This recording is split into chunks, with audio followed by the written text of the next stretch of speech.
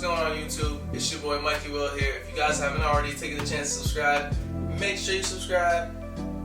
This is another build I'm working on. It's actually going to be a 48 volt build.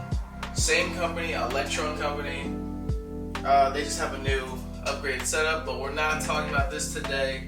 We are actually talking about how these things perform in actual serious terrain. I actually took this thing out to our, not even our local riding spot. This is we actually go to AOAA trails in Shamokin, PA. It's kind of a funny name, Shamokin. But that's nonetheless.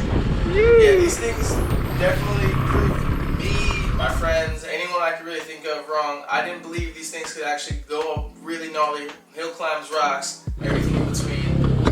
This thing really proves it really proves to be worth what it's worth, and these guys at Electro Company actually go hard with what they do. So I'm gonna let you guys actually watch more of what's going on.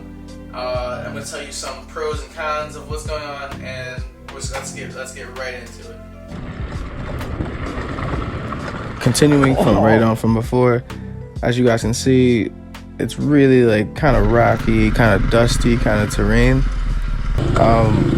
Definitely handles very well. Just be mindful of, I guess, spinning out because of how many rocks are just stacked on top of each other. It's like a cold kind of sight. So, but as you guys can see, it just hill climbs like it's nothing. That hill climb look kind of small because it's on a GoPro, but this one's fair. Like they just progressively get bigger and bigger, and as you guys see, the rocks start to get crazier and crazier, and the way the trails are set up, everything is just very, very, very tight.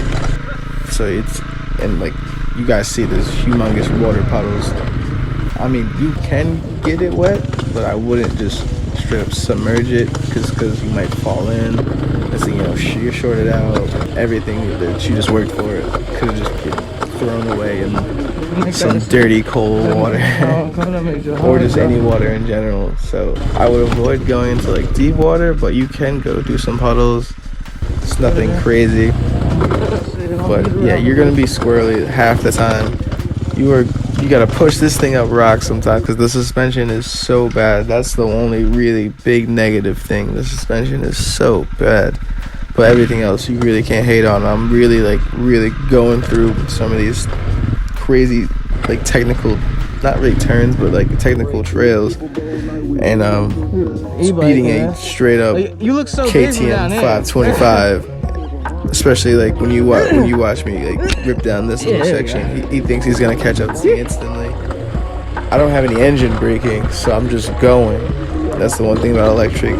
Anything. Well, actually, some do have regenerative braking, which does slow you down and use that energy to give you more power in the long run. But this does not have that, so you're just kind of. Once you let go of the throttle, you're just cruising as fast as possible, and there's nothing you can really do about it unless you have those really good brakes. Definitely upgrade your brakes. I recommend that to the utmost. Upgrade your brakes on this thing. This thing has some real torque, some real power, and it's fun. The only part is you don't want to slide out going really fast. That's my thing. Other than that, this thing handles some serious terrain. Anything more than just your local pit bike track.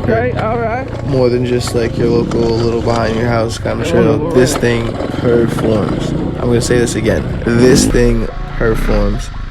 All yes. I can't believe I'd sound like the Kool-Aid man out there saying how many all yes I really said on this trip right here. But until next time, you guys, make sure you subscribe. Make sure you guys watch some more content. Watch some more stuff that I'm coming out. I got a bunch of new things. I want you guys to get into the same kind of stuff too. Until next time, y'all.